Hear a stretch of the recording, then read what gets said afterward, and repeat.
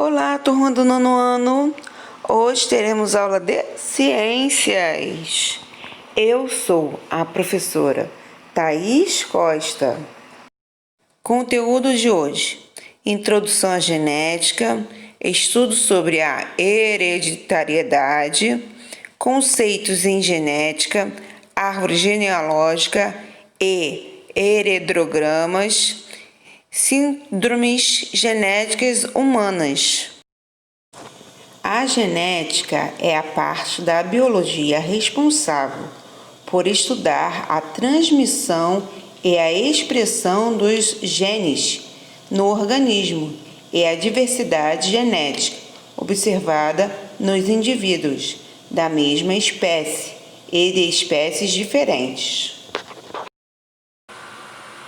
A descoberta de Gregor Mendel em 1865 foi, sem dúvida, o ponto inicial e a maior contribuição para essa parte da biologia, apesar de ter sido ignorada por anos, sem apresentar conhecimento a respeito dos cromossomos e eventos como meiose e mitose. Mendel conseguiu perceber em seus trabalhos com ervilhas que existiam fatores responsáveis pela hereditariedade. A hereditariedade é a transmissão de características de pais para filhos. Essas informações genéticas e fenotípicas transmitidas são chamadas de hereditárias.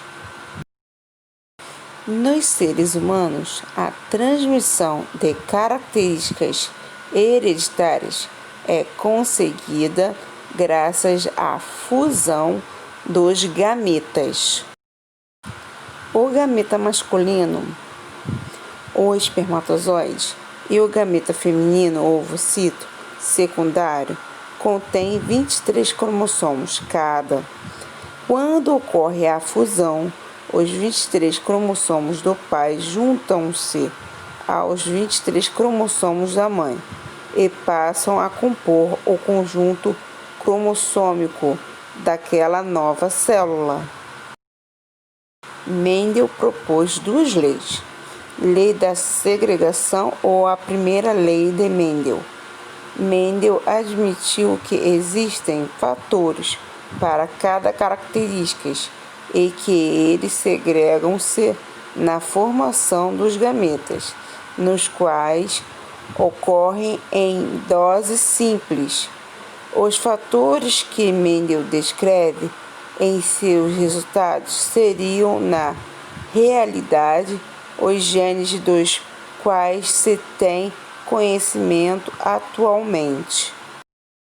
Lei da segregação independente, ou segunda lei de Mendel.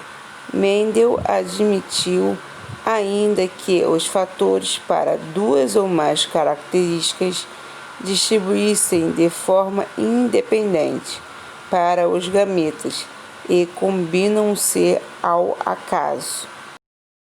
As duas leis de Mendel explicam utilizando regras simples de probabilidade as variações existentes na transmissão de algumas características.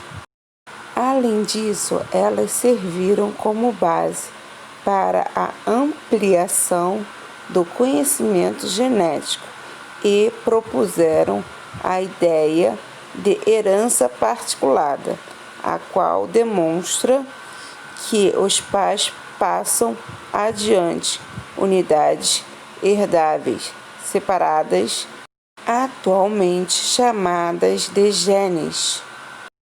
Assim sendo, as leis de Mendel foram o ponto de partida para a genética moderna e a compreensão correta da hereditariedade. Células haploides. As células haploides possuem apenas um conjunto de cromossomos Assim, nos animais, as células sexuais ou gametas são haploides. Essas células possuem metade do número de cromossomos da espécie. Células diploide. As células diploides são aquelas que possuem 2 conjuntos de cromossomos, como é o caso do zigoto, que possui um conjunto de cromossomos originados da mãe e um conjunto originado do pai. Representação de um cromossomo. Vocês podem ver que fica dentro do núcleo de uma célula. Os cromossomos são sequências da molécula de DNA em forma de espiral, que apresenta genes e nucleotídeos. O número de cromossomos varia de uma espécie para outra e representado pela letra N. A espécie humana possui um número total de 46 cromossomos nas células diploides e 23 nos gametas. Homozigoto e heterozigoto. Os seres homozigotos são aqueles que apresentam pares de genes, alelos idênticos, azão-azão, azinho-azinho, ou seja, possuem genes alelos idênticos. Enquanto isso, os heterozigotos caracterizam os indivíduos que possuem 2 genes de alelos distintos, azão-azinho. Genes dominantes e recessivos.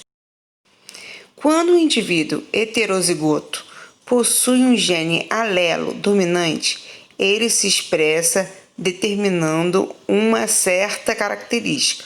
Os genes dominantes são representados por letras maiúsculas.